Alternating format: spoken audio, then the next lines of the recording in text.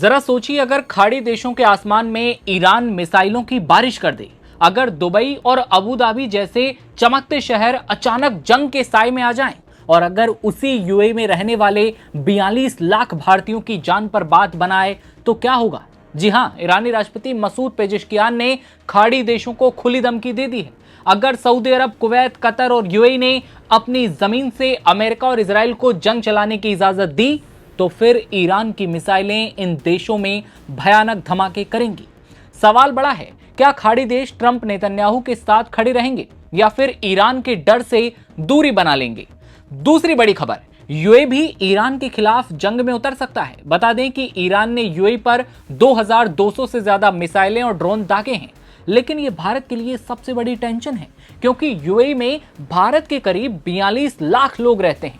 Video में समझेंगे, क्या यूएई इजराइल और अमेरिका के साथ ईरान के खिलाफ युद्ध लड़ेगा और ईरानी राष्ट्रपति ने खाड़ी देशों को धमकाते हुए कौन सी धमकी दी है।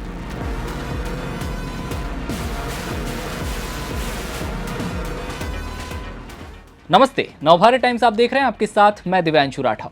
अमेरिका इजराइल की जंग में एस से शांति और एस से सुकून आता नहीं दिखाई देता। सिर्फ और सिर्फ बी से ब्लास्ट, बी से बमबारी और बी से बुरे दिन आए जा रहे हैं।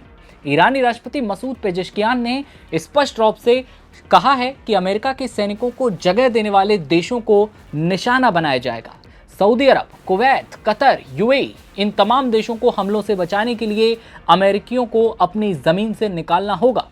पेजेश्कियान का बयान ऐसे वक्त में आया है जब सऊदी अरब और यूएई ने ईरान की ओर से हो रहे हमलों पर न सिर्फ गुस्सा दिखाया है बल्कि जवाबी अटैक के संकेत भी दिए हैं और ईरान के हमले झेल रहे हैं ये तमाम खाड़ी देश। मसूद पेजेश्कियान ने शनिवार को एक्स पर अपने पोस्ट में ही लिखा कि ईरान पहले हमले नहीं करता। हमने इस बात को बार बार साफ किया है कि हमारी ओर से पहली पहल नहीं होगी, लेकिन अगर हमारे बुनियादी ढांचे या आर्थिक केंद्रों को नुकसान होगा तो फिर हम इसका कड़ा जवाब देंगे और देरी नहीं करेंगे बम धमाकों में। मसूद पेजेश्कियान ने सऊदी अरब, कुवैत, कतर, बहरीन, यूएई जैसे तमाम देशों को मैसेज देते हुए लिखा कि इस क्षेत्र के देशों से हम कहना चाहते हैं कि अगर आप विकास और सुरक्षा चाहते हैं तो हमारे दुश्मनों को अपनी जमीन से युद्ध ना चलाने दें। ईरान की ओर से बार बार ये कहा गया है कि अगर किसी देश की जमीन का इस्तेमाल ईरान पर हमले के लिए होगा तो उसे कतई बख्शा नहीं जाएगा, उस पर अटैक होगा, निशाना बनाया जाएगा।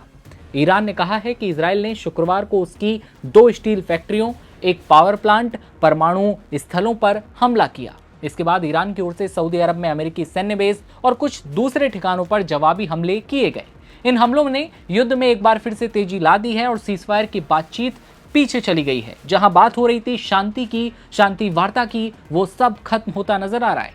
लेकिन अब समझिए, क्या ईरान का एक और दुश्मन पैदा हो चुका है, यानी कि यूएई क्या ईरान के खिलाफ जंग में उतरेगा? क्या आप दोस्त खंजर घोंपने का काम करेगा? वॉल स्ट्रीट जर्नल की एक रिपोर्ट के मुताबिक यूएई का सब्र जवाब दे रहा है और वो ईरान के खिलाफ लड़ाई में शामिल हो सकता है। यूएई अगर युद्ध में कूदता है तो इसका भारत पर सीधा असर होगा। भारतीय समुदाय यूएई में सबसे बड़ा प्रवासी समूह है। यूएई में भारत के करीब 42 लाख लोग रहते हैं, जो देश की कुल आबादी का करीब 35% हैं। ऐसे में यूएई में जंग नई दिल्ली के लिए यानी कि भारत के लिए बड़ी टेंशन बन सकती है, लेकिन इसकी संभावनाएं कम है कि यूएई अमेरिका और इजराइल के साथ आकर ईरान पर हमला करे, क्योंकि इसका बड़ा और बुरा खामियाजा ईरान के हमलों में यूएई को भुगतना पड़ेगा। दावा किया जाता है कि अब तक 2200 से ज्यादा मिसाइलें और ड्रोन ईरान ने यूएई पर दागे हैं। लेकिन ये तो देखने वाली बात होगी अब कैसा मंजर मिडिल ईस्ट की जंग का देखा जाएगा। लेकिन आपको क्या लगता है, क्या यूएई ट्रंप के साथ मिलकर ईरान पर हमले करने के लिए आगे आएगा? कमेंट सेक्शन में अपनी राय दीजिए और देश दुनिया की हर खबर देखते रहने के लिए आप बने रहिए नवभारत टाइम्स के साथ। नमस्कार।